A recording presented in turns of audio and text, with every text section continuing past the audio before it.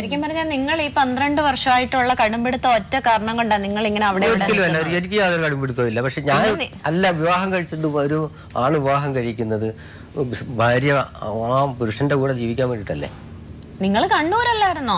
അതെന്റെ പണി തൊഴിലിന് പോകുന്നതല്ലേ. പിന്നെങ്ങനെ അവർക്ക് അന്നേരം പറയാമല്ലോ നിങ്ങൾ തൊഴിലിൽ പോയാൽ ഞാൻ എന്റെ വീട്ടിൽ പോകും, അവരുടെ തൊഴിലിൽ പോകാൻ പറ്റത്തില്ല, നാട്ടിലെ പണി എടുത്താന്ന് പറഞ്ഞാൽ അന്നേ നിർത്തും. ഇത് നിങ്ങൾ പോകുന്നിടത്ത് നിങ്ങളുടെ സ്ഥാപിത താല്പര്യങ്ങൾക്ക് വേണ്ടി നിങ്ങൾ അവിടെ താമസിക്കും.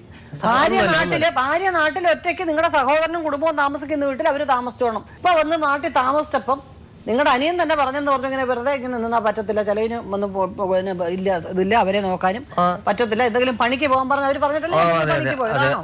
അപ്പൊ നിങ്ങൾക്ക് നാട്ടിൽ വന്ന് നിന്നാലും നിങ്ങൾക്ക് വരുമാനം ഒന്നുമില്ല. അപ്പം നിങ്ങൾക്കേ വരുമാനം ഇല്ലെന്ന് പറഞ്ഞ് നിങ്ങളുടെ അനിയൻ ചീത്ത പറഞ്ഞു. പിന്നെ അവരും കൂടെ താമസിച്ച് അവരെങ്ങനെ ജീവിക്കും? ഞാൻ പണിക്ക് പോകും. ഇനി പോകുന്ന കാര്യം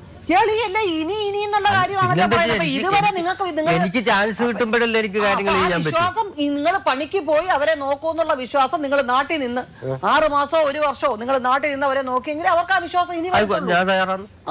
അപ്പൊ അതിലേക്ക് നമുക്ക് പോവാം. നിങ്ങൾ നാട്ടിൽ വന്നിട്ട് എത്ര കാലമായി? ഞാൻ ആവശ്യങ്ങൾക്ക് ഇടക്കിടക്ക് ഓരോ ആവശ്യങ്ങൾ സ്ഥിരമായിട്ട് നാട്ടിൽ നിൽക്കാൻ വന്നിട്ട് എത്ര കാലമായി? ഇപ്പോഴാ ഞാനിപ്പോ വന്നിട്ട് ഒരാഴ്ചയായുള്ളൂ. ഒരാഴ്ചയുടെ കാര്യം ഒരാഴ്ച എന്തോ പണി ചെയ്ത് ജീവിച്ച്? ഈ ഒരാഴ്ച പണിക്കൊന്നും പോയില്ല, പണിക്ക് പോകാൻ പറ്റത്തില്ല. ഞാൻ അന്ന് പണിക്ക് പോകുന്ന സമയത്ത് എന്റെ കയ്യിലുള്ള പൈസ കൊണ്ടുവന്നിട്ട് പിന്നെ ഇപ്പൊ തൽക്കാലം ജീവിക്കുന്നു. നിങ്ങളുടെ ഭാര്യയും കുഞ്ഞും അങ്ങനെ ജീവിക്കുന്ന അന്വേഷിച്ചോ? ഭാര്യയും കുഞ്ഞിന് ചെലവിന് കൊടുക്കുന്നുണ്ടല്ലോ. കോടതിയിൽ ഞാൻ പൈസ കെട്ടി വെച്ചില്ല. കോടതിയിലല്ലോ കൊടുക്കേണ്ടത്. നേരിട്ട് ഭാര്യയ്ക്കും കുഞ്ഞിനും കൊടുത്താലേ അവർ കോടതി പോകേണ്ട കാര്യമില്ല. അതെനിക്കറിയില്ല. കോടതി പിന്നെ വിധി വന്ന കോടതിയിലാണ് കൊടുക്കേണ്ടതെന്ന് വക്കീൽ എന്നോട് കോടതി കൊണ്ട് കെട്ടി വെക്കണം പൈസ എന്ന് പറഞ്ഞാൽ ഞാൻ കോടതി കൊടുക്കാൻ. വാങ്ങിക്കത്തില്ലയോ? അതെനിക്കറിയില്ല, അതേപറ്റി എനിക്കറിയില്ല. ഈ കോടതി വിധി വന്നോണ്ടാണ്, അല്ലാതെ മറ്റേ എനിക്കറിയില്ല. നിങ്ങൾ അവർക്ക് കൊടുത്തു നോക്കി? ഇത് ആ ഡ്യൂ എന്ന് പറയുന്നത് തന്നെ എത്രയോ 1 ലക്ഷം രൂപയ്ക്ക് അടുത്തായി എന്ന് ഒരു ഊഹം പറയുന്നു. അതിലും കൂടാനേ വഴിയുള്ളൂ. അതിൽ തന്നെ 35,000 രൂപയാണ് കൊടുത്തിരിക്കുന്നത്. കോടതിയിലെ സംസ്ഥ അങ്ങനെ 30,000 അടയ്ക്കാൻ അന്നേരം കൊടുക്കാനാണ് വന്നത്. നോട്ടീസ് വരും. വരുമ്പോ കൊടുക്കും, ഉണ്ടാക്കി കൊണ്ട് കൊടുക്കും. അത് പിന്നെ ഞാൻ പറഞ്ഞല്ലോ ഇപ്പൊ അറ്റാച്ച് അതൊന്നും ഒരിക്കലും പറഞ്ഞു. അത് ഞാൻ ഒരിക്കലും എന്തിനാ ആവശ്യം എന്താ? എനിക്ക് മുതലും വെച്ചിട്ട് ഞാൻ ജയിലിൽ കിടക്കേണ്ട കാര്യം? ജയിലിൽ കിടന്നാലും തരില്ല. ഒരു കാര്യം പറയാം, ഒരു ഭാര്യയും കുഞ്ഞിനെ സംരക്ഷിക്കാൻ പറ്റാത്തവന് ഒരു കുടുംബജീവിതത്തെ കുറിച്ച് ആലോചിക്കരുത്. എന്റെ കൂടെ താമസിച്ചാൽ സംരക്ഷിക്കാൻ ഞാൻ തയ്യാറാണ്. കൂടെ വന്ന് താമസിക്കാനുള്ള സൗകര്യം ഉണ്ട്, തീർച്ചയായും ഉണ്ട്. അതാക്കിയിട്ടായിരുന്നു. അത് ഫോട്ടോകൾ പറയും. ഞാൻ ഇവരോട് ഒരു സൗകര്യം ആക്കിയില്ല എന്നല്ലേ പറഞ്ഞേ. അന്ന് ഞാൻ വിവാഹം കഴിച്ചിട്ട് വരുമ്പോ എടുത്ത ഫോട്ടോ നോക്കിയാൽ മനസ്സിലാവും എന്റെ റൂമും കാര്യങ്ങളും. സ്വന്തമായിട്ട് വീടില്ല. സ്വന്തമായിട്ട് വീടില്ല, എന്റെ തറവാട് വീടാണ്, എന്റെ കുടുംബ വീടാണ്. കുടുംബ വീടിനോട് ഒരു ചേർന്നൊരു റൂം കൂട്ടിയെടുത്തതാണ്, റൂം ഉണ്ടാക്കിയെടുത്തതാണ്. അവിടെ മറ്റുള്ളവർ താമസിക്കുന്നില്ലയോ? അത് അവര് ഞാനും ആണല്ലേ താമസിച്ചോണ്ടിരുന്നത്. അവരുടെ കൂട്ടത്തിൽ ഇല്ല. വിവാഹം കഴിച്ച് അവിടെ ആയി കഴിയുമ്പോ സൗകര്യം ഇല്ലെങ്കിൽ അവിടെ നിന്നുകൊണ്ട് ജീവിച്ചുകൊണ്ടാണ് നമ്മൾ മറ്റൊരു സംവിധാനം ഉണ്ടാക്കിയെടുക്കുക. പക്ഷെ നിങ്ങൾ വേറൊരു നാട്ടിൽ പോയി നിന്നുകൊണ്ട് അവിടെ മറ്റൊരു ജീവിതം നയിച്ചുകൊണ്ട് ഇല്ല, ഒരിക്കലും ഇല്ല. അവിടെ മറ്റൊരു അത് തന്നെ മേഡം എന്നോട് അപവാദം പറയുന്നത്. അതല്ല, നിങ്ങൾ മറ്റൊരു ജീവിതം വെച്ചാൽ എന്തോന്നാ? നിങ്ങൾ ഇവിടെ താമസിക്കുന്നത് വേറെ, അവിടെ നിങ്ങൾ അതിനെ തെറ്റായിട്ട് വിചാരിക്കുന്നത്. നിങ്ങൾ ബാച്ചലറായിട്ട് ജീവിക്കുന്നു എന്ന് തന്നെ വിചാരിക്കുക. നിങ്ങളുടെ ഭാര്യ ഒറ്റയ്ക്ക് കുഞ്ഞുമായിട്ട് ഇവിടെ ജീവിക്കണം. അതിലും ഭേദം അവരധ്വാനിച്ച് അവർക്ക് കിട്ടിയ വസ്തുവിൽ ഒരു വീടും വെച്ച് ആ കുഞ്ഞിനെ പഠിപ്പിച്ച് അവര് ജീവിച്ചു. അതിനകത്ത് അവരുടെ ഭാഗത്ത് എന്ത് തെറ്റാ? തെറ്റ് പറഞ്ഞു, എന്തെങ്കിലും തെറ്റ് പറഞ്ഞു? ഞാൻ അവരൊരു തെറ്റും പറഞ്ഞില്ല. പിന്നെന്താ അവരെന്റെ കൂടെ വന്ന് താമസിക്കാനേ പറയുന്നത്. അതിനാണ് നിങ്ങളുടെ കൂടെ വന്ന് താമസിക്കാനുള്ള വിശ്വാസം നേടിയെടുക്കേണ്ട ഉത്തരവാദിത്വം നിങ്ങൾക്കുണ്ടല്ലോ. ഉണ്ട്. അച്ഛനും അമ്മയും വന്നിട്ടുണ്ട്. ഇപ്പൊ നമ്മുടെ സുജമോട് അച്ഛനും അമ്മയും വാർഡ് മെമ്പറും വന്നിട്ടുണ്ടല്ലേ. മേഡം അവരെ വിളിക്കാം. മേഡം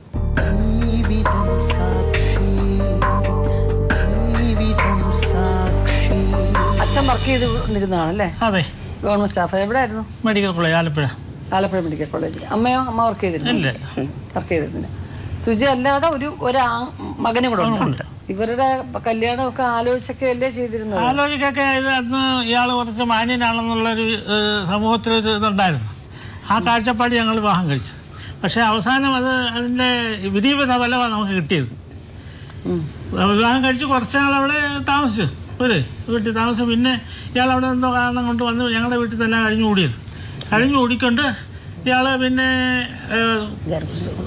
മണൽ വാരലെന്തോ ആണ് തൊഴിലെന്ന് പറഞ്ഞ് അവിടെ പോകാനാണെന്ന് പറഞ്ഞ് 6.5 പവൻ്റെ സ്വർണം ആയിട്ട് ആദ്യം ഇയാൾ പോകുന്നത്. പിന്നെ അങ്ങനെ പടിപടിയായിട്ട് അങ്ങനെ കുറച്ച് ആളങ്ങോട്ട് ഇങ്ങനെ പോയിക്കൊണ്ടിരുന്നത്. അപ്പോൾ ഇവളതൊക്കെ പെർമനൻ്റായിട്ട് വീട്ടിൽ ഉണ്ടാക്കി. വീട്ടിൽ കൊണ്ടാക്കിയിട്ട് പിന്നെ അത് ഒരു അബോർഷൻ കേസിലായി. ഞാൻ ടെലിഗ്രാം ചെയ്തു, വന്നില്ല, ആശാൻ വന്നില്ല. പിന്നെ അങ്ങനെ നടന്ന് കുറേ ആൾ വന്ന് വീട്ടിൽ വന്ന് പിന്നെ വീട്ടിൽ വന്ന് കഴിഞ്ഞ് കൂടി പിന്നെയും പറയാൻ അയാളെ വീട്ടിൽ കൊണ്ടാക്കി, ഞങ്ങളെ വീട്ടിലാക്കി, സംരക്ഷിക്കാൻ അവിടെ ആളില്ലെന്നുള്ള രീതിയിൽ അവിടെ ആക്കി. അത് കഴിഞ്ഞ് പ്രസവത്തിന് വേണ്ടി ഞാൻ അവിടെ മെഡിക്കൽ കോളേജിൽ കൊണ്ടുപോകുന്നതിന് വേണ്ടി ഇയാളെ ഫോൺ ചെയ്തു. അപ്പോൾ എന്നോട് പറഞ്ഞ വാചകം എനിക്ക് പ്രസവം എടുക്കാൻ അറിയില്ല എന്ന് അയാൾ പറഞ്ഞ വാചകം. എത്ര മാന്യനാ. അപ്പോൾ പിന്നെ നമുക്ക് മനസ്സിലായല്ലോ അതിൻ്റെ. ഞങ്ങൾ കൊണ്ടുപോയി കാര്യങ്ങളൊക്കെ കഴിഞ്ഞ് പ്രസവം കഴിഞ്ഞാൽ 28 ഘട്ടം എന്നൊരു ചടങ്ങുണ്ടല്ലോ, അതിന് വന്നു കഴിഞ്ഞ് പിന്നെ ചുറ്റിക്കറങ്ങി നടന്ന് ഇച്ചിരി ഭൂമി ഉണ്ടായിരുന്നു, അതൊരു 25,000 രൂപ അവളെ കൊണ്ട് സൊസൈറ്റിയിൽ നിന്ന് എടുപ്പിച്ചു.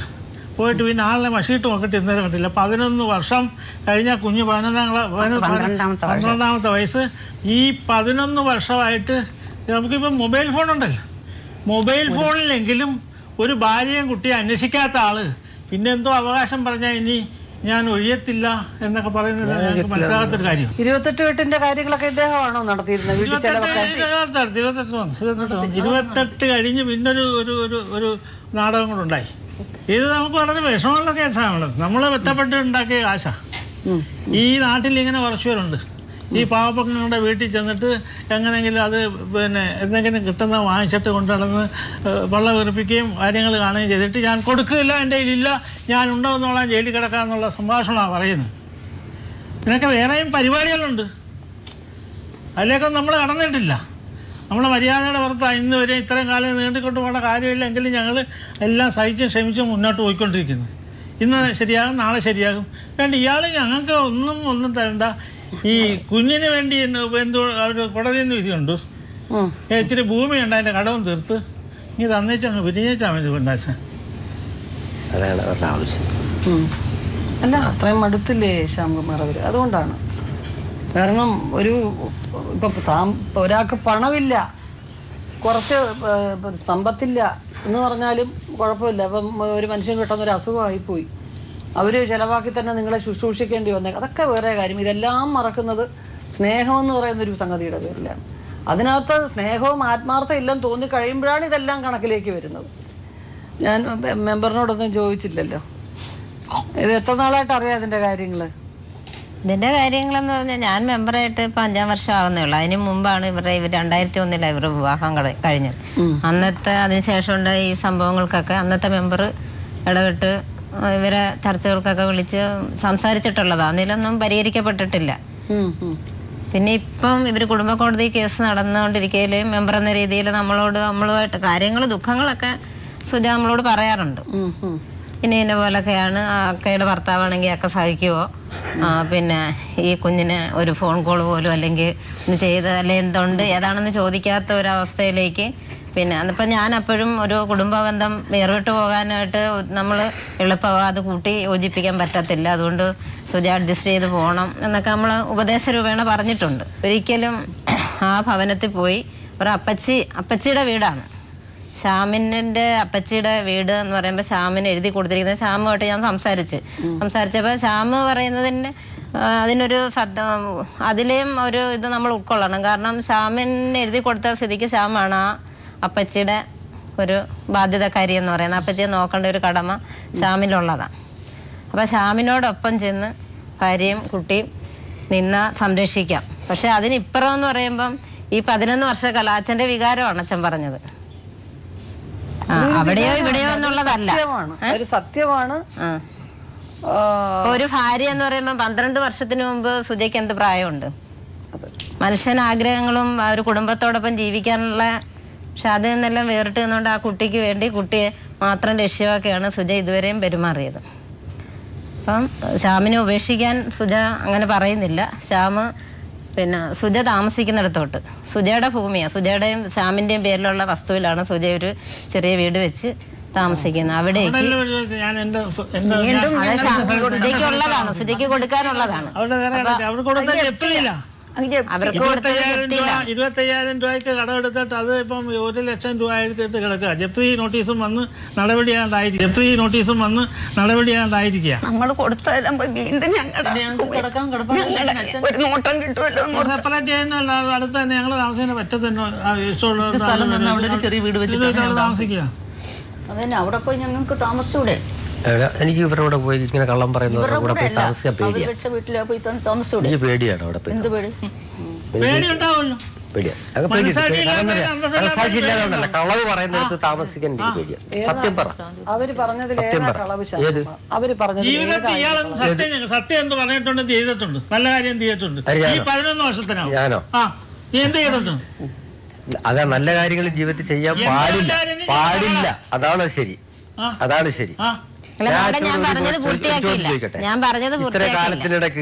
ഇത്ര കാലത്തിനിടയ്ക്ക് ഞാൻ 20 സെന്റ് സ്ഥലം നിങ്ങളുടെ കൺമുമ്പിലല്ലേ ഞാൻ വാങ്ങിയിട്ടത്? നീ വാങ്ങിച്ച? ഞാൻ വാങ്ങിയതാ. നിങ്ങൾ ജ്യേഷ്ഠ സഹോദരനോട് ചോദിച്ചാൽ ചേട്ടന്മാരുമായിട്ട് ആലോചിച്ച് വസ്തു മേടിക്കുന്ന കാശ് അവര് കൊടുക്കത്തില്ലെന്ന് പറഞ്ഞാൽ പിണങ്ങി ഞങ്ങളുടെ കഴിഞ്ഞുകൂടി. എന്റെ ജ്യേഷ്ഠനല്ല, ഇരിക്കുന്ന ആളുടെ ജ്യേഷ്ഠന്റെ സ്ഥലമാണ് ഞാൻ വിലക്ക് വാങ്ങുന്നത്.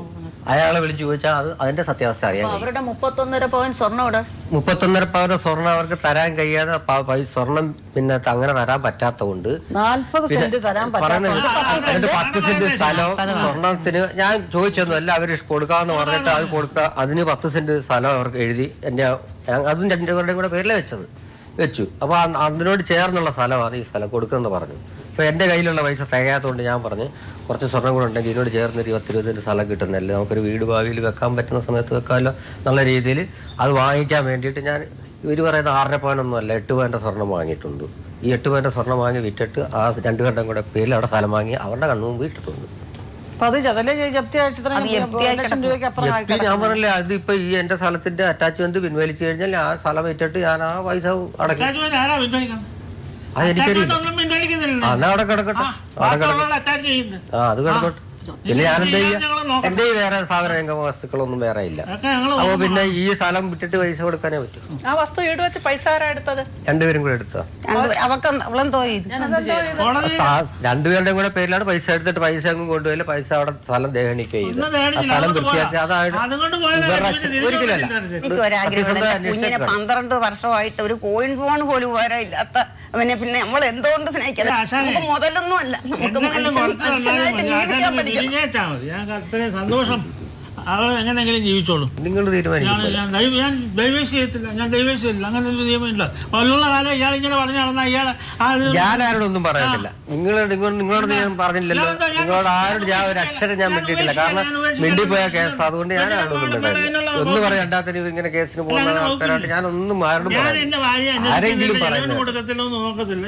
ഞാൻ ഒരിക്കലും പറയുന്നില്ല. എന്റെ കൂടെ ഒന്ന് താമസിച്ചാൽ അന്വേഷിക്കാൻ തയ്യാറാണെന്ന് അന്നു മുതൽ പറയുന്നുണ്ട്. എന്നേ പറഞ്ഞേ താമസിക്കാനല്ലോ പറഞ്ഞു. ഇയാൾ വല്ലയിടത്തും ചെന്ന് താമസിക്കാനാ പറയുന്നത്. അവള് വല്ലയിടത്തൊന്നും അപ്പച്ചിയുടെ അമ്മാവിന്റെ എന്റെ പേരിൽ അവരുടെ സ്വത്ത് എഴുതി വെച്ചിട്ട് അവരെ സംരക്ഷിക്കാതിരിക്കാൻ എനിക്ക് പറ്റത്തില്ല.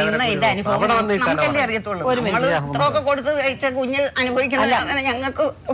മെമ്പർ പറഞ്ഞുകൊണ്ട് വന്ന പൂർത്തിയാക്കാൻ പറ്റിയിട്ടില്ല. പറഞ്ഞാട്ടെ. ഇവിടെ വന്നതിന് ശേഷം ഇവർ രണ്ടുപേരുമായിട്ട് ഞാൻ സംസാരിച്ച് അപ്പൊ ശ്യാമ പറഞ്ഞ് പിന്നെ ഭാര്യയും കുഞ്ഞിനെയും ഞാൻ സംരക്ഷിക്കാം എന്റെ വീട്ടിൽ. അതായത് ഇപ്പൊ ശ്യാമിന്റെ വീടാണ്, അപ്പച്ചി എഴുതി കൊടുത്ത സ്ഥിതിക്ക് ശ്യാമിന്റെ വീടാ, അവിടെ ചെന്ന് നിൽക്കണം, അതാണെങ്കിൽ സംരക്ഷിച്ചോളാം എന്നുള്ള രീതിയിൽ പറഞ്ഞു. ആ അഭിപ്രായം സുജയായിട്ട് പുറത്ത് നിന്ന് തന്നെ സംസാരിച്ചപ്പോൾ സുജ പറഞ്ഞു ഒരിക്കലും ഇല്ല, ആദ്യകാലത്ത് ഇങ്ങനെ ഒരു വിഷയം ഉണ്ടായി, അവിടെ താമസിച്ച് തിരിച്ച് വീട്ടിൽ വന്നിട്ട് അവിടെ ചെന്ന് നിന്നപ്പോൾ ഉണ്ടായ അനുഭവങ്ങൾ വെച്ച് ഞാൻ ഒരിക്കലും പോകത്തില്ല. ഇപ്പോഴും ശ്യാമിനെ ഉപേക്ഷിക്കാൻ പിന്നെ മനസ്സോടെ ഉപേക്ഷിക്കാൻ ഇപ്പോഴും താല്പര്യമില്ല. ഞാൻ താമസിക്കുന്നിടത്ത് വന്നാൽ പൂർണ്ണ മനസ്സോടെ സ്വീകരിക്കും. അതിനപ്പുറം ഒരു കോംപ്രമൈസിനും ഞാൻ തയ്യാറല്ല എന്നുള്ളതാണ് എന്നോട് പറഞ്ഞത്. അപ്പൊ ഇവര് രണ്ടുപേരും 2 ധ്രുവങ്ങളിലാണ് ഇപ്പൊ നിൽക്കുന്നത്. രണ്ടാമത് പ്രഗ്നൻസി ആയിട്ട് ഇയാൾ അനിയത്തിയുടെ കൂടെ വീട്ടിൽ നിർബന്ധമായിട്ട് സപ്പോർട്ട് ചെയ്യിച്ചത് അവർക്ക് സമ്മതം അല്ലെങ്കിൽ ചെയ്യാൻ കഴിയുമോ?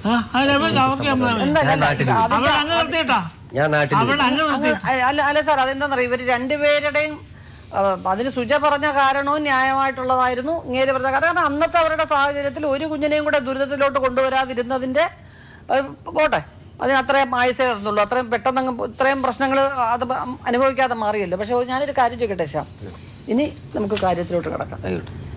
ഈ കേസ് കൊടുത്തതും നിങ്ങൾ ചെലവിന് കൊടുക്കാത്തതും നിങ്ങൾ കണ്ണൂർ തന്നെ താമസിച്ചതും അതെന്തിൻ്റെയൊക്കെ പേരിലായാലും അതെല്ലാം വിസ്മരിച്ചുകൊണ്ട് ഇപ്പം അവരെ സംബന്ധിച്ചിടത്തോളം ഒരു നഷ്ടപ്പെട്ടു പോയൊരു 12 വർഷത്തെ ജീവിതം അതൊരൊറ്റ സെക്കൻഡ് എല്ലാം മറന്ന് സ്വിച്ച് ഇട്ടതുപോലെ അവിടെ വന്ന് താമസിക്കുക എന്ന് പറയുന്നതിനകത്ത് മാനസികമായിട്ട് കുറച്ച് ബുദ്ധിമുട്ടുണ്ടാവും. നിങ്ങൾ ഇപ്പം നാട്ടിൽ വന്ന് ഇനി ഞാൻ ജോലി ചെയ്ത് ജീവിച്ച് ശരിയാക്കാമെന്ന് പറഞ്ഞു. നിങ്ങളെ ഉപേക്ഷിക്കാൻ അവർക്ക് 1% പോലും താല്പര്യമില്ല. അവരുടെ പരാതിയിൽ ഞാൻ എൻ്റെ ഭർത്താവിനെ കുറിച്ച് അനാവശ്യം പറയുകയോ ഉപേക്ഷിക്കണമെന്ന് പറയുകയോ ചെയ്യില്ല എന്നുള്ളതാണ് അവരുടെ പരാതിയിൽ ആദ്യത്തെ വാക്ക്. ഞാനതിനല്ല വന്നിരിക്കുന്നത്. എൻ്റെ എനിക്ക് എൻ്റെ ഭർത്താവ് എനിക്കും എൻ്റെ കുഞ്ഞിനും ചെലവിന് വന്നിട്ടില്ല, നോക്കിയിട്ടില്ലെങ്കിലും ഞാൻ എൻ്റെ കുഞ്ഞിനെ ഒരുവിധം നന്നായിട്ട് എൻ്റെ അച്ഛൻ്റെ അമ്മയുടെ സഹായത്തോടെ ഇവിടം വരെ എത്തിച്ചു. ഇപ്പോൾ കോടതി വഴിയുള്ള ഡീറ്റെയിൽസ് ഒക്കെ ഇതുവരെ പറഞ്ഞല്ലോ. ഒരു വർഷം ശ്യാം ഈ പറഞ്ഞ അപ്പച്ചിയുടെ വീട്ടിലെ ശ്യാംപൻ നിൽക്കുള്ളൂ എന്നാണല്ലോ ശ്യാം പറയുന്നത്. അവരുടെ വസ്തു നിങ്ങൾ എഴുതി വാങ്ങിച്ച സ്ഥിതിക്ക് തീർച്ചയായിട്ടും അവരെ നിങ്ങൾ നോക്കാൻ ബാധ്യസ്ഥനാണ്. അല്ലെങ്കിൽ തന്നെയും പ്രായമുള്ള ഒരമ്മ അവരാരായാലും അത് നോക്കുന്നുണ്ട് പുണ്യമേ ഉള്ളൂ. എന്തായാലും അവരെ നിങ്ങൾ സംരക്ഷിക്കുന്നുള്ള വിശ്വാസത്തിൽ അത് എഴുതി തന്നുപോയി. തീർച്ചയായിട്ടും നിങ്ങൾ അവിടെ നിന്ന് നോക്കണം. നിങ്ങൾ ഒരേ പ്രദേശത്ത് താമസിക്കുന്നവരാണ്. നിങ്ങൾ നാട്ടിൽ പണിയെടുത്ത് നിങ്ങളുടെ ഭാര്യയും കുഞ്ഞിനെയും സംരക്ഷിക്കുന്നു എന്നുള്ള വിശ്വാസം ആ സ്ത്രീക്ക് വരുന്നത് വരെ നിങ്ങൾ നാട്ടിൽ താമസിച്ചുകൊണ്ട് ഇപ്പൊ അവർക്ക് ഉണ്ടായിരിക്കുന്ന ഭൂമിയുടെ ലയബിലിറ്റി അതുപോലെ തന്നെ ഉണ്ടായിരിക്കുന്ന മറ്റ് ലയബിലിറ്റീസും കാര്യങ്ങളും എന്തായാലും അത് നിങ്ങൾക്ക് പണിയെടുത്തത് ശരിയാക്കാൻ പറ്റുമെന്നുള്ള ആത്മവിശ്വാസമുണ്ട്. നാട്ടിലായാലും പണിയെടുത്ത് അധ്വാനം ചെയ്യും.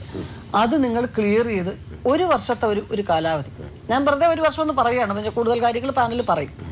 ഒരു അഭിപ്രായമായിട്ട് ഞാൻ ചോദിക്കുക, ആ 1 വർഷം എങ്ങനെയാണ് നിങ്ങളുടെ ജീവിതവും നിങ്ങൾ നോക്കൂ. മനസ്സിലായില്ലേ? ഇതുവരെ വീട്ടുകാർ തങ്ങളിൽ സംസാരിച്ചതും നിങ്ങൾ സംസാരിച്ചതും പിന്നെ ഒരു പെൺകുട്ടിയെ രക്ഷകർത്താക്കൾ എന്നുള്ള നിലയ്ക്ക് പ്രായമുള്ളവർ സംസാരിക്കുന്നതൊക്കെ അവരുടെ എന്താ പറയുന്നത് വിഷമവും വേദനയും കൊണ്ട് സംസാരിക്കുന്ന കാര്യങ്ങൾ. അതിനപ്പുറത്തോട്ടുള്ള ഒരു ശത്രുത അവർക്കില്ല. 2 ദിവസം അല്ലെങ്കിൽ ഒരാഴ്ച നിങ്ങൾ ഒരുമിച്ച് താമസിച്ച് സന്തോഷമായിട്ട് കാണുമ്പം അതെല്ലാം മറക്കാനുള്ള മനസ്സേ അവർക്കുള്ളൂ. പണ്ടത്തെ സാധു മനുഷ്യരുടെ ഒരു മനസ്സിൽ പറയുന്നതേ ഉള്ളൂ.